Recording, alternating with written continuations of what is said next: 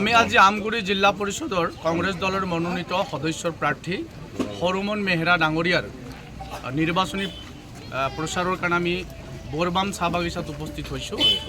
বৰবাম চাহ বাগিচাৰ ৰাইজৰ ভোটাৰ ৰাইজৰ যি অভূতপূৰ্ব সঁহাৰি মৰম চেনেহ আশীৰ্বাদ হৰুমন মেহৰাৰ প্ৰতি তেখেতসকলে প্ৰদৰ্শন কৰিছে। আমি নথৈ সুখী আনন্দিত।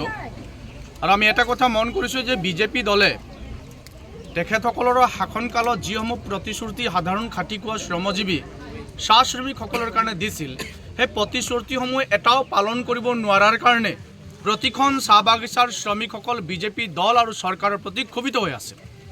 তেওঁলোকে বিগত কেইবাটা ইলেকশ্যনত তেওঁলোকৰ যিবিলাক নিৰ্বাচনী ইস্তাহাৰ আছিল, প্ৰতিটো ইস্তাহাৰত তেওঁলোকে ডাঙৰ ডাঙৰ লম্ফজম্ফ কৰি কিছুমান প্ৰতিশ্ৰুতি তেওঁলোকে আগবঢ়াইছিল।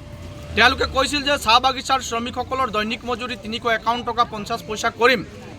তেওঁলোকে কৈছিল যে চাহ বাগিচাৰ কোৱাৰ্টাৰত বাস কৰা শ্ৰমিকসকলৰ মাটিসমূহৰ ম্যাদী পট্টা কৰিম। তেওঁলোকে কৈছিলে যে বাগিচাৰ শ্ৰমিকৰ সমানে অন্যান্য মহিলা শ্ৰমিকসকলক তেওঁলোকে 1 এপ্ৰিল তাৰিখে 1000 টকাকৈ একাউণ্টত সোমাই দিম বুলি কৈছিল। ইভেন 2 বছৰ দিন ধৰি তেওঁলোকে মহিলাসকলক লাখপতি বাইদেউ বনোৱাৰ এটা অলি সপোন দেখাই তেওঁলোকৰ মিটিঙত মাতি মাতি মহিলাসকলক ব্লেকমেইল কৰি আছিল। আজি ৰাইজে গোটেই কথাখিনি অনুভৱ কৰিব পাৰিলে যে মুখ্যমন্ত্ৰী হিমন্ত বিশ্ব শৰ্মাই সেইদিনাখন টিভিত ওলাই পেলাই 1 এপ্ৰিলৰ দিনাখন 10 তাৰিখৰ ভিতৰত 1000 টকা সোমোৱাৰ কথা কৈছিল, কিন্তু অসমৰ মহিলাসকলে বুজাই নাছিল যে 1 এপ্ৰিলত মুখ্যমন্ত্ৰী যে এপ্ৰিল ফুল বনাবৰ কাৰণে 10,000 কথাটো উল্লেখ কৰিলে কথাটো মানুহে বুজাই নাছিল।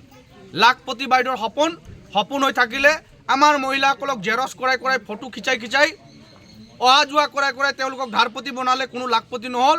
গছ পুলি ৰুৱাই 10,000 টকা দিয়াৰ কথা ক'লে একোৱেই নহ'ল। গতিকে ৰাইজ ক্ষোভিত। ৰাইজ এবাৰ কংগ্ৰেছ দলৰ পক্ষত ভোটদান কৰিব। 2 তাৰিখে হ'বলগীয়া নিৰ্বাচনত হৰুমন মেহৰাৰ হৈ বৰবাম চাহ বাগিচা ৰাইজে এইবাৰ সমৰ্থন আগবঢ়াব। আৰু গোটেই আমগুৰি জিলা পৰিষদৰ সাধাৰণ খাটিখোৱা ৰাইজৰ হৈ তেখেতে আগতেও কণ্ঠ নিগৰাই আছে। তেখেত এগৰাকী প্ৰাক্তন আটছা নেতা, শিৱসাগৰ জিলাৰ সাংগঠনিক সম্পাদকৰ দায়িত্ব তেখেতে পালন কৰি যোৱা। গতিকে জনগোষ্ঠীটোৰ যিবিলাক সমস্যা, জনগোষ্ঠীটোৰ যিবিলাক যুগ দৰত তেখেতে বাৰুকৈ অনুভৱ কৰে। গতিকে এনেধৰণৰ সাংগঠনিকভাৱে পৰিপক্ক জনগোষ্ঠীটোৰ লগত একদম অন্তৰাত্মাৰে জড়িত হৈ থকা এগৰাকী উদীয়মান যুৱ ৰাজনীতিকক এইবাৰ আমগুৰি জিলা পৰিষদৰ সদস্য প্ৰাৰ্থী হিচাপে কংগ্ৰেছ দলে প্ৰক্ষেপ কৰিছে। তেখেতক নিশ্চিতভাৱে এই জিলা পৰিষদৰ অন্তৰ্গত ভোটাৰ ৰাইজে মৰম চেনেহ আশীৰ্বাদ ভোট দি পেলাই জয়যুক্ত কৰিবলৈ আমি আশা ৰাখিছোঁ।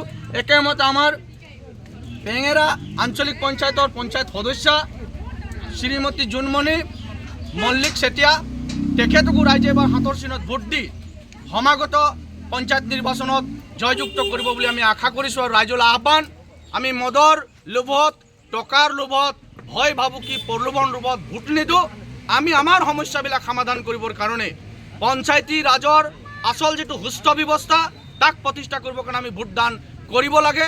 এই আহ্বান সমগ্ৰ অসমৰ ভোটাৰ ৰাইজক আহ্বান জনাইছোঁ। বিজেপিৰ ব্লেকমেইলিং যিটো ৰাজনীতি, এই ব্লেকমেইলিং ৰাজনীতিৰ বলি যাতে কোনো নহয়, সত্যৰ লগত, সততাৰ লগত, ন্যায়ৰ লগত ৰাইজে থাকক, তাকে আহ্বান জনাই আজি এই সংবাদ বাৰ্তাৰ জৰিয়তে সমগ্ৰ অসমৰ ৰাইজক মই অনুৰোধ জনাইছোঁ। ধন্যবাদ।